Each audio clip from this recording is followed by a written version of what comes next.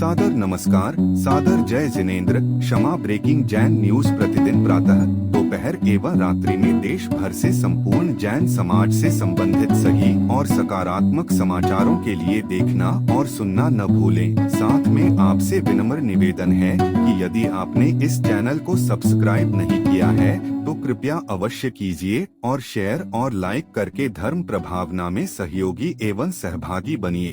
छल्लक जी को इच्छा भी महाराज जी, अभी भगवान आदिनाथ के मोक्ष कल्याणक महोत्सव पर बागपत बड़ौद में एक दुखद दुर्घटना हो गई है। पूरा भारतवर्ष इस दुर्घटना से स्तब्ध है।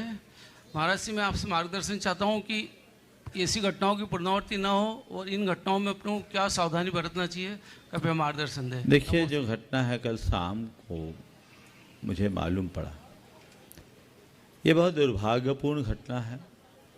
सबसे पहले तो जो लोग भी इस दुर्घटना से आहत हुए हैं, हमें उनके प्रति अपनी सद्भावना रखनी चाहिए। मैं उन सभी परिवारों के प्रति भी अपनी सद्भावना प्रकट करता हूं और आप लोगों से भी अपेक्षा रखता हूं कि उनके प्रति सद्भावना रखें। पर ऐसी दुर्घटनाओं के कारणों के प्रति ध्यान रखना चाहिए। प्राय धार्मिक कार्यक्रमों में जिस तरीके का उत्साह जगता है वो कई बार उन्माद का रूप ले लेता है। जब इस तरह के कोई भी टेम्परेरी स्ट्रक्चर को खड़ा किया जाता है तो पहले उसकी मजबूती को ध्यान में रखना चाहिए और स्ट्रक्चर की जितनी ताकत है उतने ही लोगों को चढ़ाना चाहिए। कई बार तो मुझे लगता है आप लोग हम लोगों के सामने स्टेज पर चढ़ जाते हैं, मौका मिले तो नीचे कोई दिखे ही नहीं, सब ऊपर आ जाए। और मैं तो चाहता हूँ तुम लोग ऊपर आओ, परमानेंट तो आओ, लेकिन ये जो उछल कूद जो करते हो उससे परिणाम बहुत ख़राब निकलता है। हमें इन सब बातों पर बहुत ध्यान देना चाहिए। तो कहीं भी कोई भी काम करे तो इंतज़ाम पुख्ता होना चाहिए। वहाँ भी पुख्ता होगा, किस कारण से हुआ मुझे इसकी जानकारी नहीं है, लेकिन जो भी हो हमें ये सावधानी रखनी ही चाहिए ताकि सब कुछ बेहतर और व्यवस्थित हो सके। मुनि श्री निर्वेद जी महाराज, वैसे तो इनकी संख्या नहीं, जो मंच पर सब बैठे हुए हैं निसंक हैं, लेकिन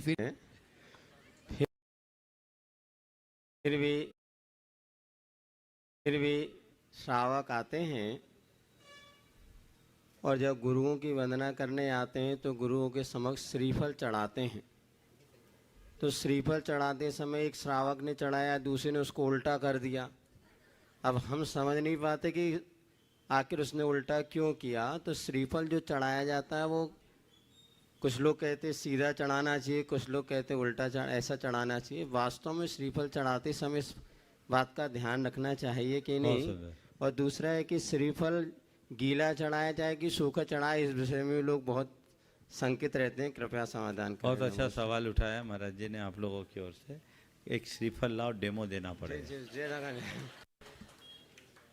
ले आओ, ऊपर ले। देखिए, श्रीफल श्रेष्ठ फल माना जाता है। श्रीफल को सबसे उत्तम फल के रूप में गिना जाता है, खासकर धार्मिक कार्यों में, पूजा पाठ। ऐसा क्यों? क्योंकि इसमें एक ऐसा गुण है जो सबसे अलग कर देता है। वो गुण है कृतज्ञता का। श्रीफल में पानी होता है। ये पानी क्यों होता है? ये श्रीफल कहता है कि जब मैं बच्चा था तब मनुष्यों ने मुझे पानी पिलाया, उसका कर्जा मेरे सिर पर चढ़ा हुआ है, इसलिए अपने सिर में ये पानी के कलश लेकर नारियल का पेड़ खड़ा रहता है। समझ गए? वो पानी का ऋण उतारने के लिए अपने अंदर पानी रखता है। और दूसरा, ये जब पक जाता है तो इसका गरी गोला अलग हो जाता है और नारियल अलग करते तो बचता है। यानी ये भेद विज्ञान का भी द्योतक है कि शरीर अलग है और आत्मा अलग है, इसको भी बताता है। इसलिए हम पूजा पाठ की क्रियाओं में श्रीफल को अर्पित करते हैं। अब रहा सवाल सीधे और उल्टे का। कोई भी फल चढ़ाते हैं तो उसके मुंह को आगे करके दिया जाता है। क्या किया जाता है? मुंह। तो श्रीफल जब चढ़ता है, पेड़ में लगा होता है, तो जहाँ उसका डंठल होता है वहाँ मुंह होता है। तो जैसे ये भाग है, यहाँ से उसको कट किया गया है, तो ये डंठल है, यहाँ पेड़ से लगा था। यहाँ अगर आप इसको खोलेंगे तो 3 जो छेद दिखेंगे यहीं दिखेंगे। तो ये जो है इसका मुंह है। और ये हिस्सा इसका पूछ है। तो कोई भी फल जब किसी को दें तो उसका मुंह आगे करके दें। तो भगवान के सामने, गुरु के सामने अगर आप श्रीफल चढ़ाएं तो उसका मुख आगे करके चढ़ाएं। समझ गए? इसलिए श्रीफल इस तरीके से चढ़ाया जाता है। उसका मुंह जिधर डंठल है, समझ गए ना, वो उसका मुंह है, उसे आगे चढ़ाएं और ये हिस्सा पूंछ है। तो ये ध्यान रखना। अब कच्चा नारियल चढ़ाएं या गीला नारियल, सूखा नारियल चढ़ाएं या गीला नारियल। सूखा नारियल पक्का होता, परिपक्व होता है, गीला नारियल कच्चा होता है। हम भगवान के सामने परिपक्वता पाने के लिए जाते हैं तो परिपक्व चढ़ाओ, तो सूखा चढ़ाओ। गीला कच्चा है, गीले नारियल को फोड़ोगे तो 2 टुकड़े हो जाएंगे, सूखे को फोड़ोगे तो साबुत गोला निकलेगा। जो परिपक्व होता है वो अखंड होता है और जो कच्चा होता है वो टूट जाता है। हमें पक्का बनना है, इसलिए भगवान के चरणों में पक्का नारियल ही चढ़ाना चाहिए। ले लो भाई अपो। और इसी क्रम में चलते हैं छुल्लक तत्वार्थ सागर जी महाराज, जो निराकुल सागर जी महाराज के संग में रहकर साधना रहते हैं। अभी वो अपना प्रश्न गुरु चरणों में कर रहे हैं। जय बोलो परम पूज्य मुनि प्रमाण सागर महाराज की जय। परम पूज्य निर्वेक सागर महाराज की जय। परम पूज्य राकुल सागर महाराज की जय। संदान सागर महाराज की जय। अजय सागर महाराज की जय। समस्त शुल्लक महाराजों की जय। महाराज जी, अब हमको तो अभी घर से निकले अभी 3-4 चौथा साल चालू हो गया है। अब चूंकि हम लोगों ने पूरा ग्रस्त जीवन बिताने के बाद दीक्षा ली है। अब महाराज श्री हम लोगों को ज़्यादा ग्रस्त में रहे हैं, महाराज जी को सानत जरूर लिया है लेकिन साथ में रह के नहीं हो पाया ज़्यादा। अब इतना ज्ञान नहीं, बस एक ही भावना आई जब से 2007 में माता पिता बने थे, उस समय से एक ही भावना आई है कि बस हमको अपना अंतिम समाधि बना अच्छे से करना है। उस अपेक्षा से हम मतलब घर से निकलने के भाव बनाए, तो आचार्य जी से निरंतर भावना करते रहे और उसके बाद आचार्य जी ने 2021 में दीक्षा दी। तो अब ये हमारे भाव के महाराज जी, जैसे हम लोग ये दीक्षा जो लेने के भाव थे और दीक्षा लेने के लिए घर से निकले हैं, अब उसमें हम कैसे और निरंतर आगे बढ़ते रहें, उसमें हम कहीं से भी अपने मन में कटुता कोई भी भाव ऐसे ना आए जिसमें हमको कोई भी मतलब ऐसी मन में विकल्प ना हो। वैसे हम विकल्प किसी प्रकार का रखने नहीं चले, कभी कभी कोई होता है ऐसे निमित्त मिल जाते हैं, तो उनके सामना मैं कैसे करूं भगवान।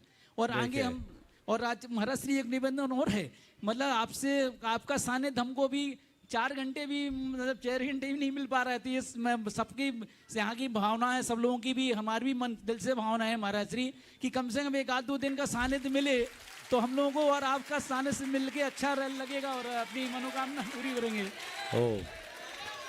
देखो, जहाँ तक गृहस्थ अवस्था में रहने के उपरांत दीक्षा लेने का सवाल है, तो मैं कहता हूँ मार्ग तो यही है।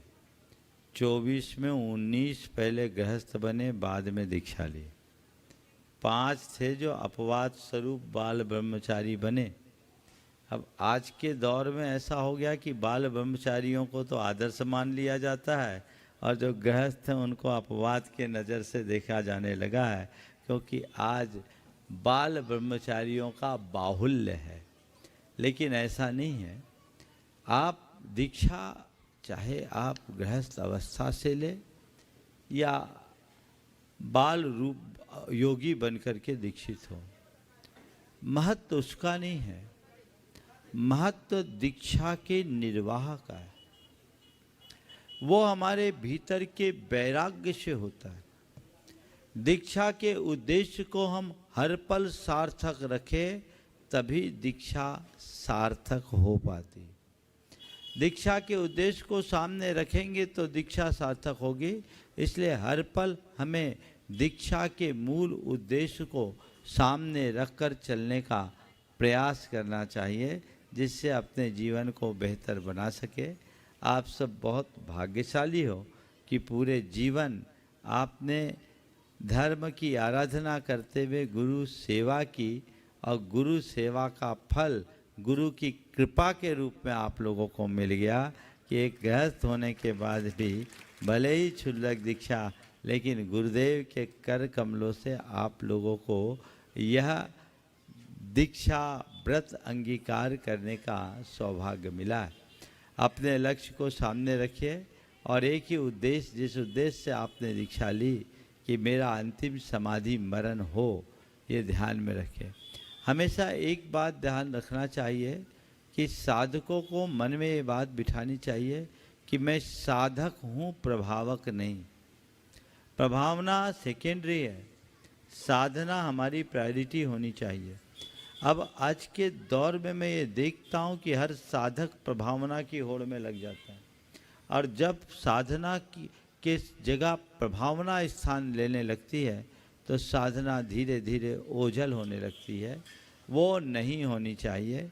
प्रभावना, गुरुदेव कहा करते थे, प्रभावना की नहीं जाती, प्रभावना होती है। और एक व्यक्ति अगर उसमें लगे हैं तो हम उनके सहायक बने, जहाँ हमारी आवश्यकता वहाँ करे। हमारी चर्या और क्रिया से भी बड़ी प्रभावना हो जाती। समझ गए ना? अब रहा सवाल आपकी शिकायत का कि 4 घंटे के लिए महाराज आए, तो भैया हमको तो जाना है, शिकायत पूरी हो जाएगी, चलो हमारे साथ। तो अब आप चलने लगोगे तो फिर काला पीपल वाले और ज़्यादा शिकायत करने लगेंगे। लेकिन भावना सबकी होती है, आप लोगों की भी है, पर चूंकि सबको पता है यहाँ से अभी हम लोगों को भोपाल जाना है, 2 तारीख को भोपाल में प्रवेश है। हाँ हाँ, सुनो तो अभी मिल रहा है ना महाराज का, इनका भरपूर लाभ लें। और आगामी 6 तारीख को परम पूज्य गुरुदेव का जो समाधि दिवस है, स्मृति दिवस के रूप में हम लोग भोपाल में मनाने जा रहे हैं। और मेरे पास आधिकारिक सूचना आ गई ना विधानसभा की। चलिए, ये अभी मुझे सूचना मिली है कि ये कार्यक्रम मध्य प्रदेश के विधानसभा में संपन्न होगा। ये अभी सूचना आई है। हाँ, उनका प्रश्न भी यही है, पूर्व विधायक महोदय का। अभी मेरे पास संदेश आया कि विधानसभा के अध्यक्ष माननीय नरेंद्र सिंह जी तोमर ने अभी ये संदेश भिजवाया है कि ये आयोजन वहीं पर होना चाहिए, और उसका आधिकारिक पत्र भी निर्गत है। आधिकारिक पत्र भी निर्गत हो गया है। तो एक बहुत बड़ा आयोजन वहाँ पर संपन्न होगा, सारे लोग वहाँ रहेंगे। और आप लोगों से भी मेरा कहना है, मैं ये नहीं कह रहा हूँ कि भोपाल आइए, मैं तो ये कहूँगा जो जहाँ हैं 6 तारीख आचार्य विद्यासागर के नाम समर्पित कीजिए। शोभा यात्रा और गुणानुवाद जो आचार्य श्री को अपने मन में बसाए हैं, वे सब जैन अजैन मिलकर, आपके यहाँ महाराज जी यहाँ है ना, 6 तारीख तक तो रहेंगे ही, और ये महाराज जी के सानिध्य में आप लोग भी यहाँ भव्य आयोजन संपन्न कीजिए, ताकि हम गुरुदेव के व्यक्तित्व और कृतित्व को दिगंत तक फैला सकें। हाँ। Kshama breaking Jain news YouTube channel पर विज्ञापन देकर धर्म प्रभावना में बने सहभागी। विज्ञापन देने हेतु संपर्क कीजिए मोबाइल नंबर 9026900740 एवं समाचार एवं वीडियो भेजने हेतु WhatsApp number 9335236222। Kshama breaking Jain news YouTube channel देखने के लिए आपको बहुत बहुत धन्यवाद। सादर प्रणाम, सादर जय जिनेंद्र।